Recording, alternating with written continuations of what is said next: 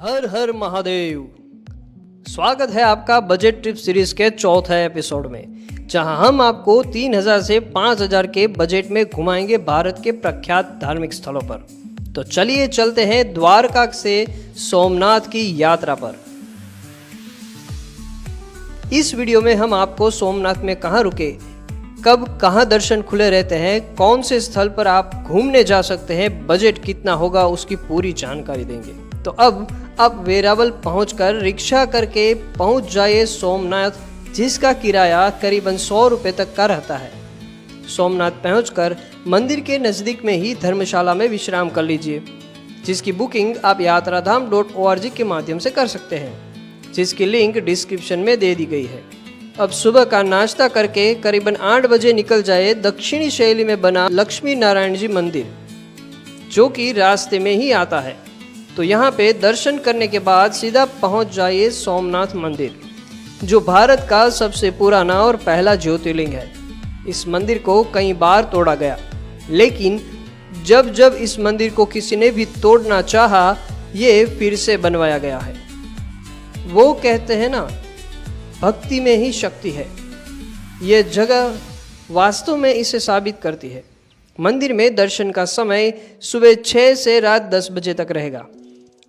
मंदिर में आरती का समय सुबह 7 बजे, दोपहर 12 बजे और शाम को 7 बजे का है। मंदिर में जाने से पहले इलेक्ट्रॉनिक सामान और मोबाइल फ़ोन वगैरह बाहर लॉकर में ही रखना होगा। तो यहाँ पे दर्शन करके आप जा सकते हैं पुराने सोमनाथ मंदिर में, जिसे अहिल्याबाई ने बनवाया था। तो मंदिर के पास में ही आप समुद्र के साथ घोड़े सवारी और ऊंट सवारी का भी आनंद ले सकते हैं, जिसका मूल्य 5 रुपये रहेगा।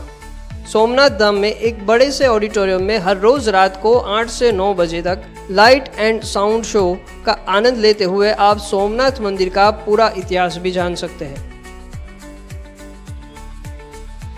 अब सोमनाथ के समुद्र का लुत्फ उठाने के बाद चले जाइए सोमनाथ के नज़दीकी स्थलों पर घूमने और दर्शन करने, जिसके लिए आपको यहाँ पर करीबन 400 रुपये में रिक्शा मिल जाएगी।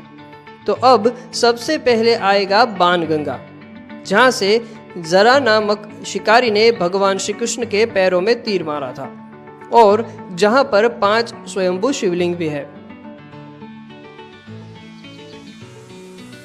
अब आप जाइए भालका तीर्थ के दर्शन करने, जहाँ भगवान श्री कृष्ण पीपल के पेड़ के नीचे सो रहे थे और उनके पैर पर जरा नामक शिकारी ने हिरन समझकर तीर चलाया था।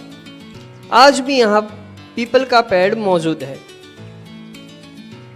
अब यहाँ से राम मंदिर के दर्शन करते हुए जाइए त्रिवेणी संगम, जहाँ हिरण्या, कपिला और सरस्वती नदियों का संगम होता है। यहाँ थोड़ी देर बैठने के बाद जाइए गोलोक धाम तीर्थ, जहाँ तीर लगने के बाद भगवान श्री कृष्ण ने हिरण्या नदी के शांत किनारे अपना देह त्याग किया था। अब इसके बाद जाइए सूर्य मंदिर और 5 पांडव गुफा देखने।